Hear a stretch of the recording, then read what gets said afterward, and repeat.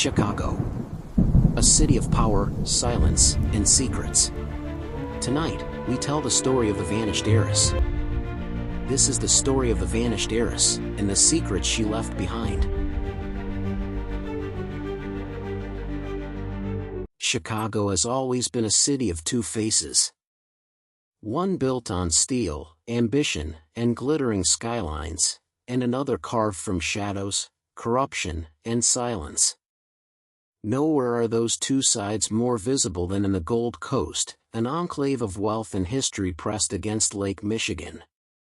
Grand mansions built in the days of industrial titans still stand here, facades immaculate, windows dark at night. The neighborhood is the crown jewel of the city, a place where money moves quietly and reputations are guarded more fiercely than vaults. But in October of 2018, this facade cracked.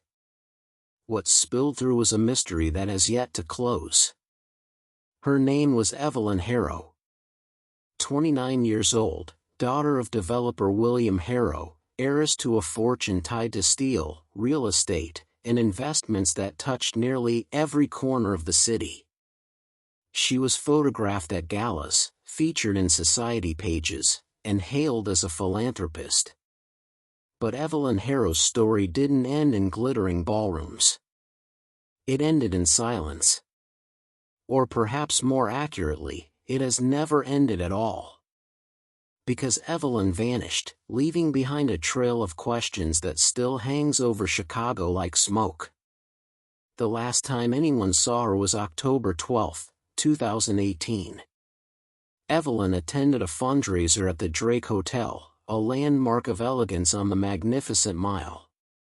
Guests remembered her laughing, shaking hands, offering polite smiles as photographers snapped pictures. She left just after midnight. Valet attendants confirmed she retrieved her silver Audi and drove off. Cameras showed her car pulling away, headlights gleaming against wet pavement. That was the last clear trace of her. By morning, alarm bells rang. Evelyn did not arrive at her Gold Coast home. She missed an early meeting. Friends couldn't reach her. Calls went unanswered. When police traced her car, they found it parked near Navy Pier. Doors locked. Purse inside. Cell phone missing. And Evelyn, gone.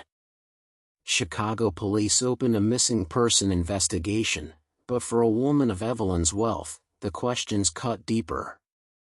Was she kidnapped for ransom?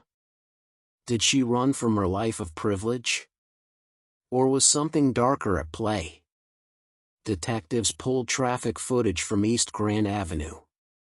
One clip showed Evelyn's Audi stopping at a light. Behind her, a dark SUV appeared.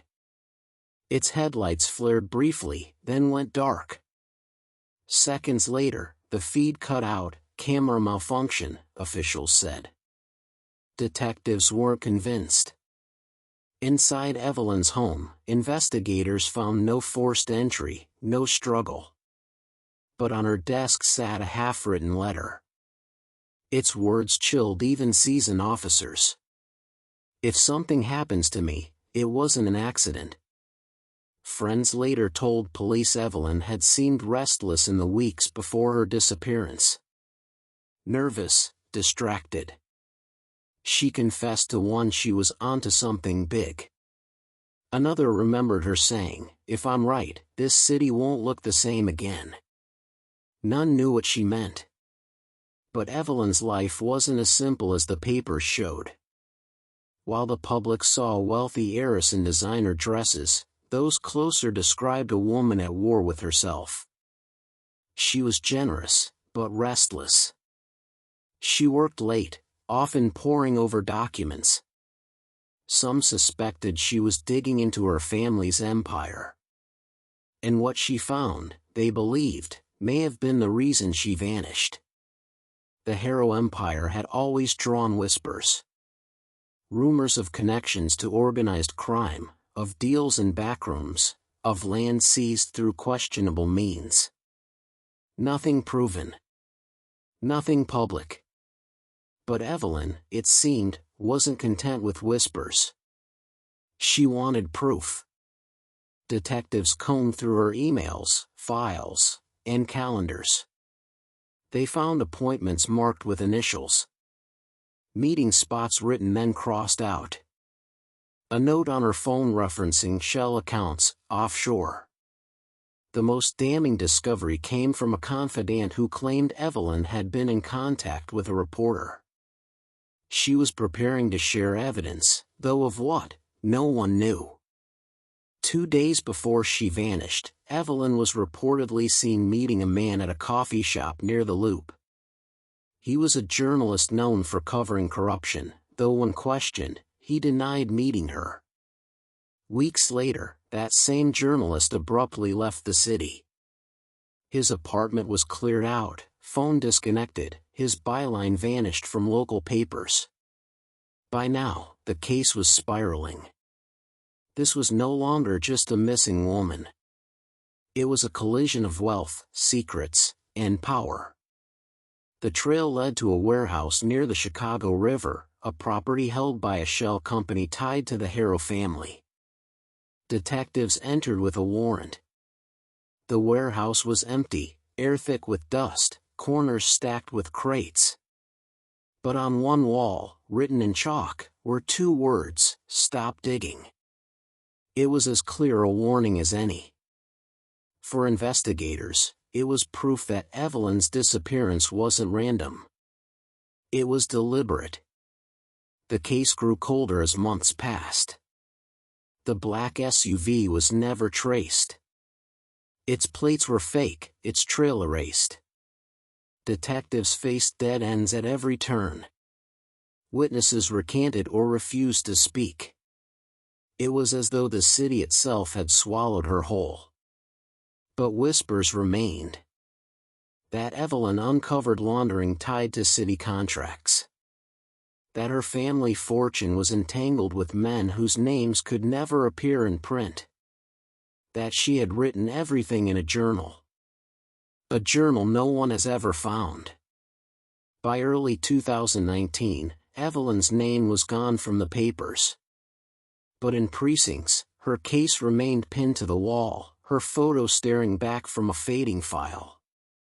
Detectives admitted privately that Evelyn had become a ghost, present in every lead, haunting every silence, but always out of reach. Then came the photograph.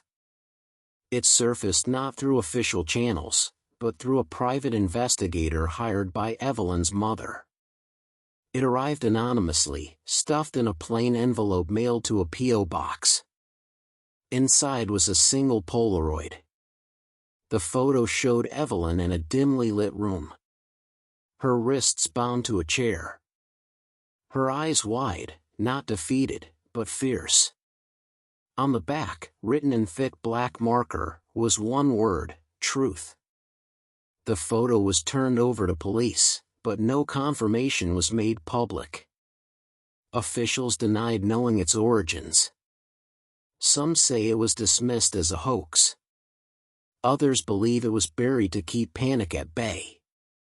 But for those who saw it, it was undeniable. Evelyn had been alive after October 12th. And whoever had her wanted her family to know she had been silenced. The photograph reignited whispers. That Evelyn was taken by people she threatened to expose. That her disappearance was covered up by those with too much to lose. That the Harrow fortune itself was built on secrets too dangerous to see daylight.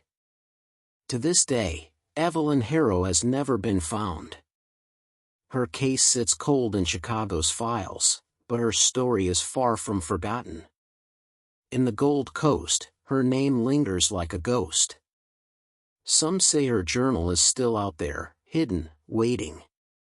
Some say the syndicate she uncovered still moves money, still controls contracts, still holds power over silence. And some say Evelyn's story will surface again. Because in Chicago, silence is never permanent. It is simply bought, borrowed, or enforced. And in the empty streets of the Gold Coast, in the glittering windows of mansions built on secrets, the city whispers one more time. This is only the beginning.